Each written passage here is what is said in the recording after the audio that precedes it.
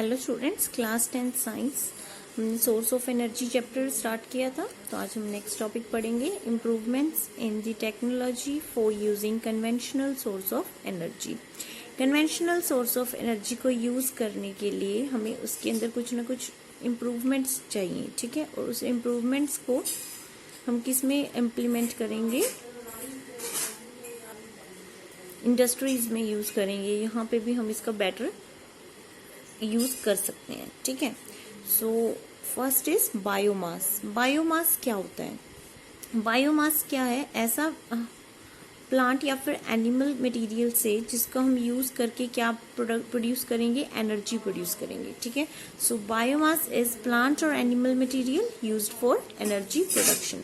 Energy के production के लिए प्लांट या फिर एनिमल मटेरियल का जब यूज करते हैं, या फिर जैसे आप कह सकते हैं प्लांट वेस्ट हो गया या फिर एनिमल वेस्ट, उनसे हम मैन्योर्स वगैरह बनाते हैं, खाद वगैरह बनाते हैं, ठीक है। तो इसी तरह से हम प्लांट्स या फिर एनिमल मटेरियल जो भी होता है उसको यूज करें एनर्जी प्रोडक्शन के लिए, तो हम उसको क्या बोलेंगे? बायोमास बोलेंगे, ठीक है। We mentioned earlier that wood has been used as a fuel for long time. हमने ये अर्लियर टॉपिक में भी डिस्कस किया था कि जो वुड है वो बहुत लंबे समय तक से अर्लियर टाइम्स के अंदर वुड जो है वो क्या है, एक बेटर सोर्स है फ्यूल का, ठीक है। तो हम उसको जलाकर, लकड़ियां जलाकर हम क्या प्रोड्यूस करते हैं? हीट एनर्जी प्रोड्यूस करते हैं, ठीक है। If we can ensure that enough trees are planted, a continuous supply of firewood can be assured. तो ये कह रहे हैं कि अगर हम ज्यादा से ज्यादा ट्रीज प्लांट करेंगे तो हमें फायरवुड का कंटिन्यूस सप्लाई जो है वो मिलता रहेगा, ठीक है। सो वुड का यूज हम करते रहेंगे as a fuel. But you must also be familiar with the use of cow dung cakes as a fuel. और आपने ये भी देखा होगा कि जो काउ डंग वेस्ट होता है, ठीक है, गोबर होता है, उसके जब केक्स बना लिए जाते हैं तो उसको भी हम क्या करते हैं? फ्यूल की तरह यूज करते हैं, ठीक है। तो आग जलाने में उसका भी क्या होता है? काम होता है। So given the large livestock population in India, this can also assure a steady source of fuel.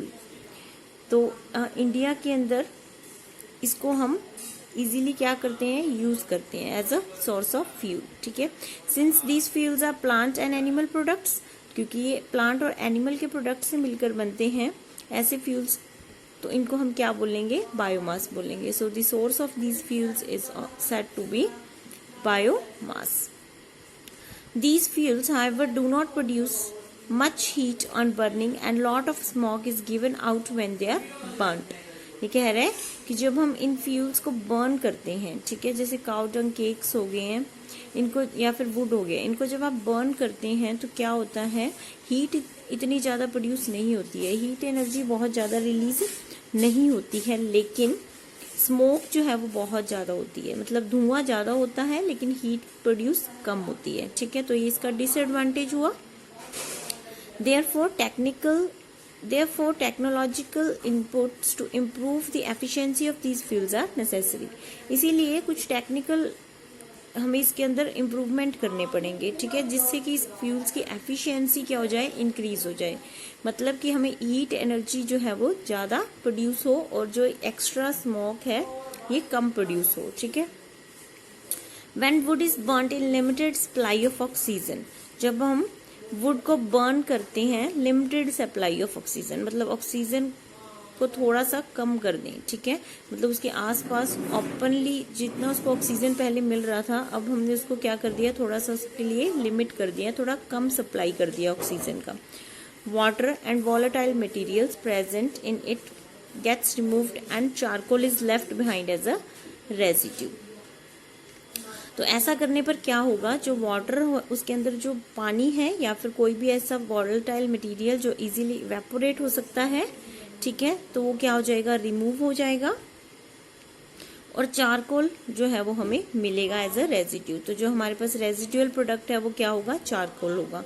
और चारकोल जो है उसको हम बर्न कर सकते हैं without flames, as comparatively less क्या होगा? इसके अंदर स्मोक निकलेगा। जब आप चारकोल को बर्न करते हैं तो वो कैसा होगा? स्मोकलेस होगा।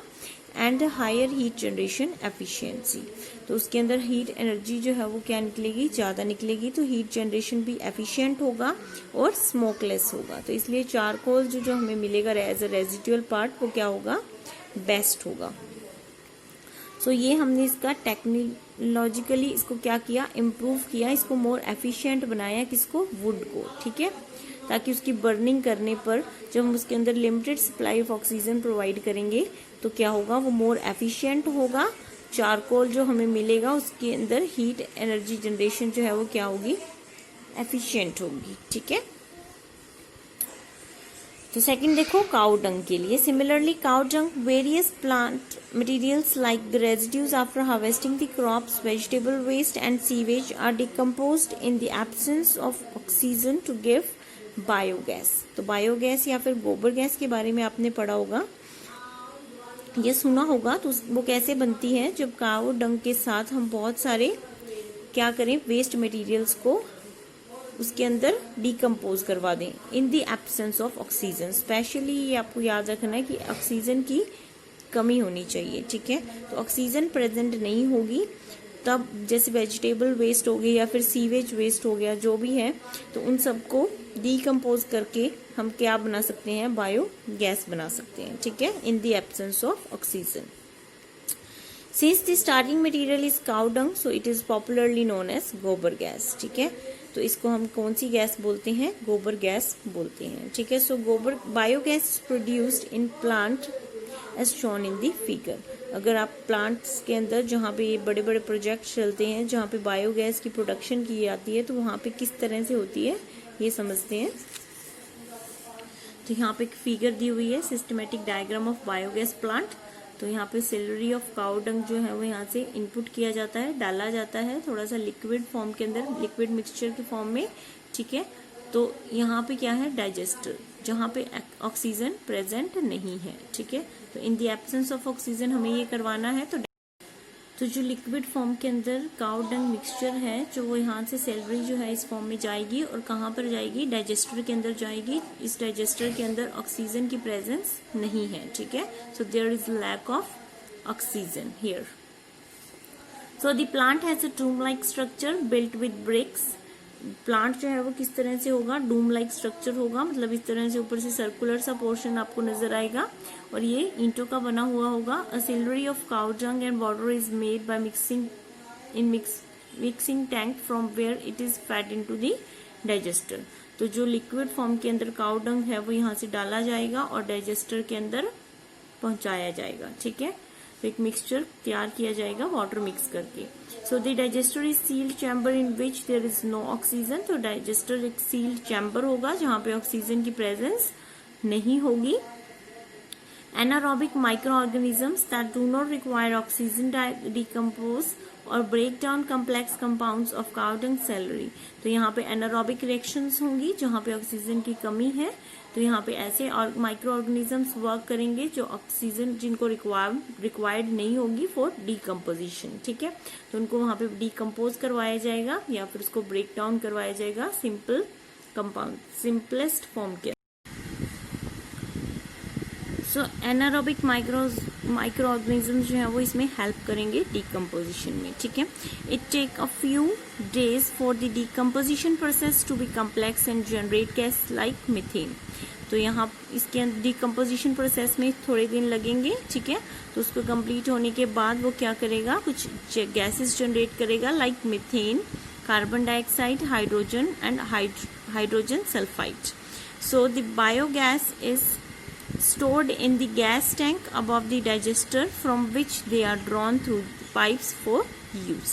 तो जो बायोगैस है गैस टैंक के अंदर क्या करी जाएगी, हमें स्टोर करके रखी जाएगी, ठीक है।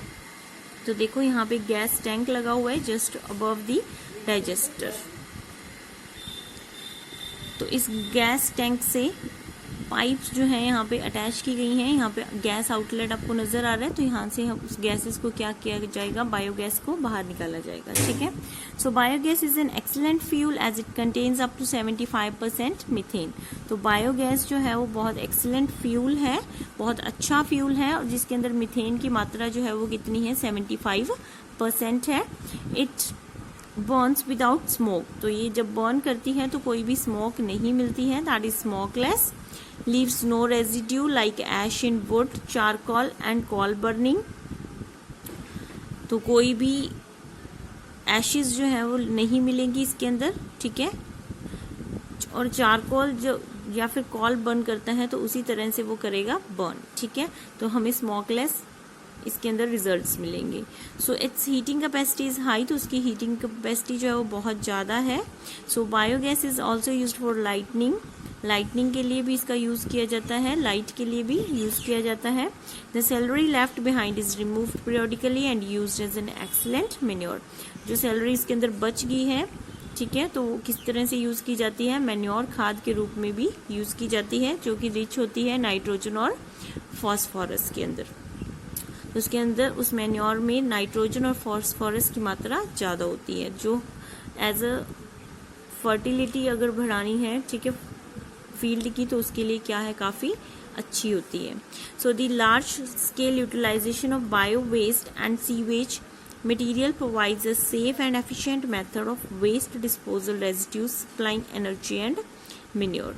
तो देखो ये जो लार्ज स्केल इसका यूटिलाइजेशन हो रहा है, बायोगैस का काफ़ी यूटिलाइजेशन होता है, ठीक है, और ये बहुत सस्ती भी पड़ती है। और बायो वेस्ट जो है एज अ सीवेज मटेरियल जो भी यूज़ करते हैं हम उसको वेस्ट डिस्पोज इजीली क्या कर सकते हैं, डिस्पोज भी कर सकते हैं, ठीक है, और इससे हम एनर्जी और खाद जो है वो इजीली बना भी सकते हैं, ठीक है। तो इससे हम एनर्जी जनरेट कर रहे हैं, एनर्जी प्रोड्यूस कर रहे हैं और मैन्योर भी क्या कर रहे हैं, प्रोड्यूस कर रहे हैं, ठीक है। तो इसका कोई भी साइड इफेक्ट नहीं है, तो ये मेथड जो है काफ़ी बेनिफिशियल है। So what is this, biomass. और हमने किसके बारे में पढ़ा, बायोगैस प्लांट के बारे में। तो इसको आप एक बार अच्छे से रीड करेंगे। After that we will going to start our next topic. Thank you.